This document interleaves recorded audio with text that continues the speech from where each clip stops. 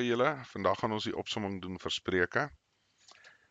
Nou eendag het iemand vir my gesê lank gelede, as jy wil weet hoe om jou lewe te hanteer en wat moet jy doen, moet jy leef soos wat Spreuke geleef het, of jy weet wat in Spreuke staan, kom ek sê eerder so.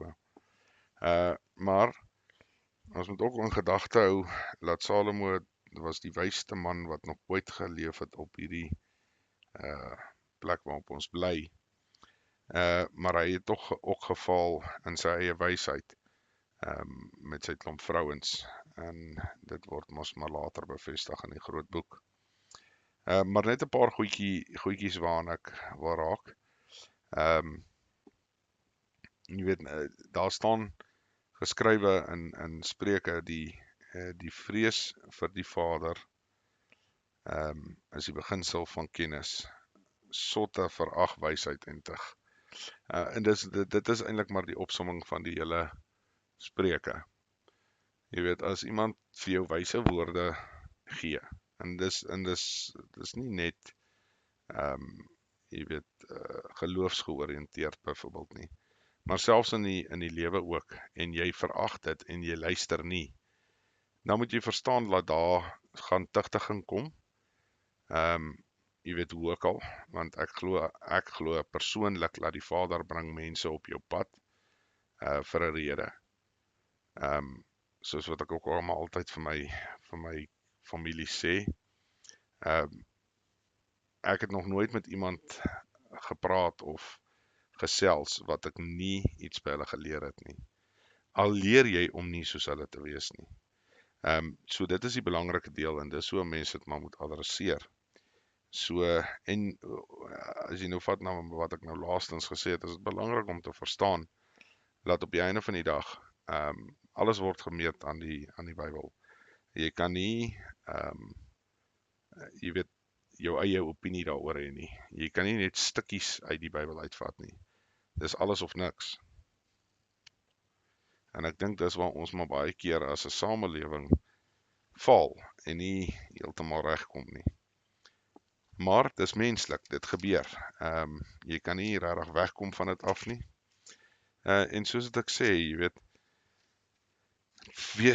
jy moet net verstaan dat op die einde van die dag wag daar vir jou 'n tugtiging as wysheid vir jou gegee is. En 'n groot ding wat jy moet doen is vra vir dit. As jy met 'n probleem sit in jou daaglikse lewe, wat gebeur, vra vir die Vader om vir jou te openbaar. Wat is die weg uit? Wat is die rede hiervoor? Ek moet bieg dat in my lewe self, ek weet baie mense vat 'n lewe lank om seker goed van pas te maak, en wat vir hulle dan nou sin maak op die ou einde van die dag. Jy weet, maar ek is gelukkig in daai opsig dat ek kan nogal redelik vinnig identifiseer en sê, dis die rede hoekom hierdie ding met my gebeur het. En weer 'n keer, jy meer dit maar in die Bybel. Baie mense sit in sak en as, en soos ek sê, hulle gaan hulle hele lewe deur, en hulle kom dalk eers op die dag van hulle dood agter. Dis hoekom hierdie ding met my gebeur, wat dalk nou sleg was in jou oë, maar daar was 'n rede vir dit. En dit is maar alles die pad wat jy moet stap. Ek wil net so vinnig noem, Spreuke 6, waarskuwing teen 'n slegte vrou, gaan luister dit maar weer, is hier van vers 20 af, baie belangrik. Ons as mans, jy's in 'n tyd waar die vrouens snaakse goed te doen, en hierdie goed soos, wat noem hulle dit, hierdie OnlyFans en al daai tipe goed wat in die wêreld is, wat ongelooflik, dit is besig om 'n hele generasie te vernietig, want die mense sien net die geld daarin, in plaas van wat hulle eintlik besig is om aan hulle siele te doen. Maar dit nou maar daar gelaat. Ek gaan nou nie daarop uitbrei nie. Ek dink julle almal besef dit, of ten minste die mense wat na my boodskapies luister. Ander interessante ding wat ek ook net wil noem, die gees van wysheid is 'n vrou. Dis nogal interessant as jy dit lees. Julle sal sien vroeër in Spreuke, dan praat hy van die gees wat haar regmaak en jy weet hardop roep en sy verhef haar stem op die pleine. So jy kan sien dat die gees van wysheid is 'n vrou, of van vroulike geslag, kom ek sê dit dan nou maar eerder so. En dit maak sin. En ek gaan vir jou sê hoekom, want 'n goeie vrou is iemand wat nie noodwendig emosioneel op haar perdjie spring dadelik nie. Sy hou haar emosies bymekaar, deurdink die ding en van daar af jy weet, reageer sy en vat dit verder. Maar in vandag se tyd word ons mos nou maar geleer dat vrouens is mos nou meer emosioneel as mans ensovoorts. En dis nie noodwendig die waarheid nie. En dit hang ook af maar van individu tot individu. Maar dis belangrik dat jy moet verstaan dat die gees wel 'n vroulike weergawe is, as mense dit so kan stel. En dis wat ons ook baie keer verkeerd verstaan is, daar's nie net een gees nie, daar's 'n hele paar van hulle. En dit word maar bespreek so deur die Bybel 'n hele paar keer. Dan ander ding wat net vir my belangrik is, en ek dink ons leef in sulke tye ook. In Spreuke 16 praat die Vader van die hoogmoedige van hart, en laat dit vir die Vader 'n gruwel is, en laat hy sal nie ongestraf bly nie. So mens moet maar pas op van daai, en daai hoogmoedigheid kan op baie maniere geopenbaar word. En dit is baie belangrik om te verstaan dat even al is jy in so 'n situasie wat iemand jou verkleineer of jou aanvat vir wat ook al rede, dit maak nie regtig saak nie, om altyd die morele hoë grond te hou. En dis belangrik, want op die einde van die dag, ons praat nie hier van geld of jy weet, slegte dinge doen of wat ook al. Jy praat van jou ewige lewe. Soos daar nou staan, jy sal nie ongestraf bly nie. So jy gaan definitief pakslaag kry. En dit is belangrik om te verstaan, en dit is maar iets wat ek probeer nastreef en leef. Is nie altyd maklik nie, veral in die oomblik, want daar gaan maar gewoonlik emosie gepaard met jou hoogmoedige hart, veral as hy teen jou gedraai is. En daar word ook goed gesê wat nie noodwendig moes gesê gewees het nie. Maar dit nou maar daar gelaat. Is belangrik dat 'n mens maar net altyd daai morele hoë grond moet probeer hou en nie jy weet, jou eie kop wil volg nie.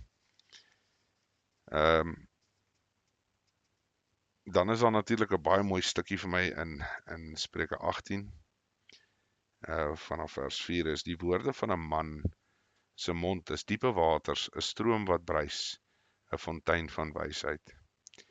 En dis nie elke liewe man nie, moenie 'n fout maak nie.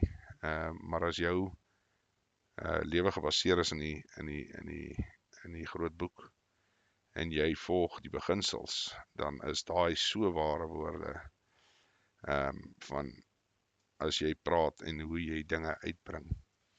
90% van alle konflik kan vermy word deur oordrag. Nie soseer die boodskap nie, maar die oordrag oor hoe dit gesê word. En dit kan baie konflik vermy. Is baie belangrik.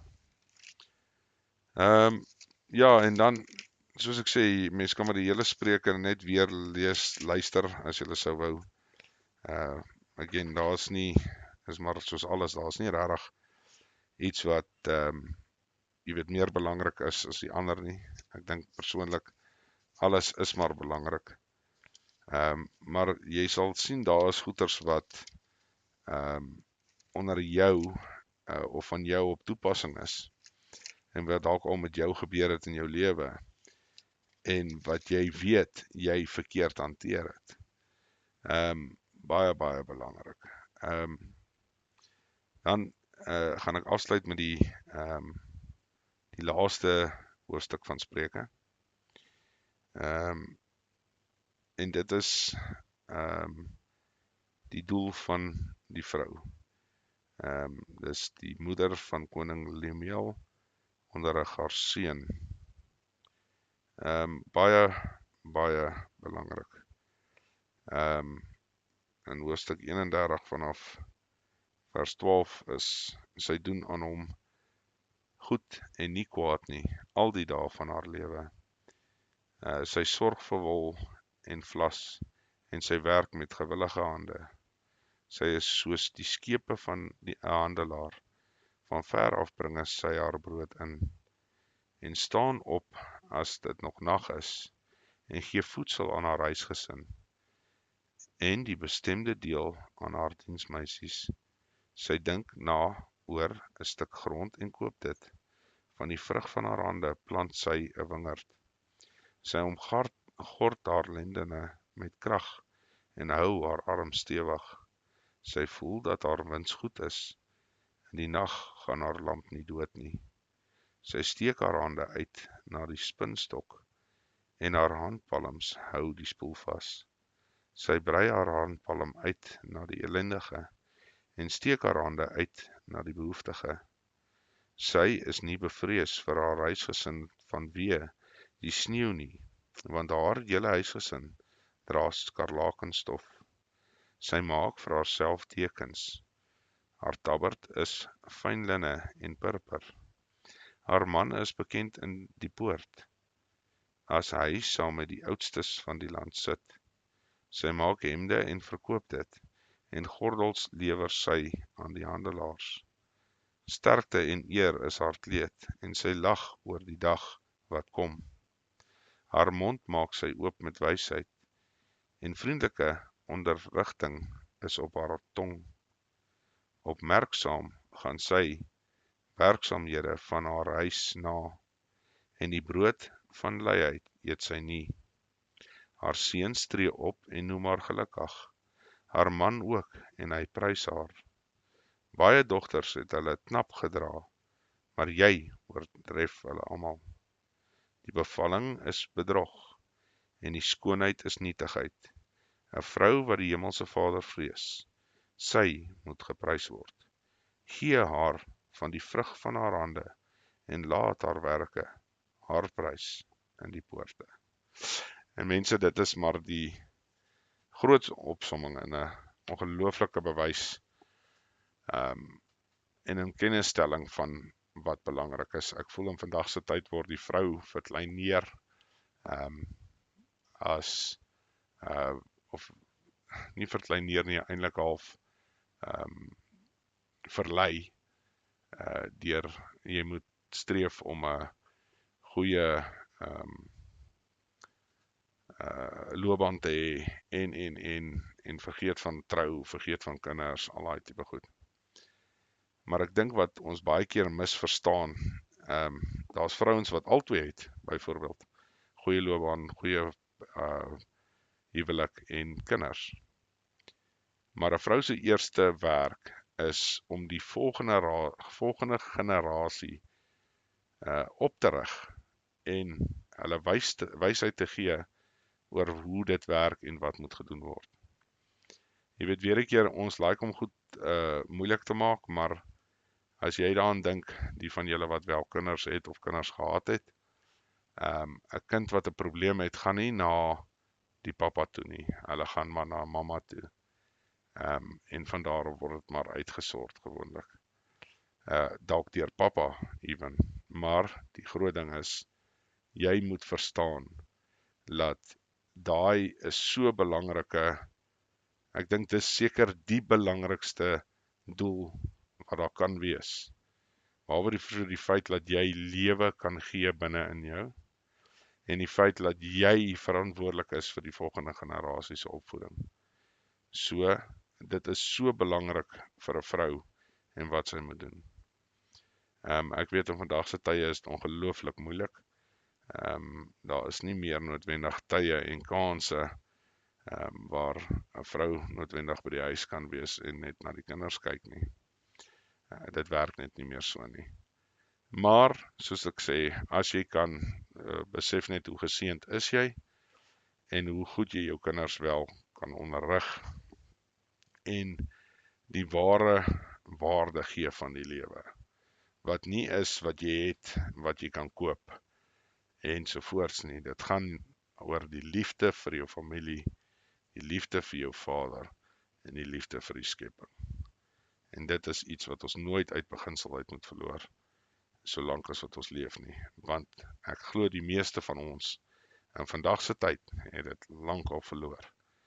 So ja mense, dit is maar my opsomming van Spreuke. Luister maar weer en gaan kyk maar weer. En luister dit mooi deur. Daar is baie wysheid in Spreuke. Okay julle, bye.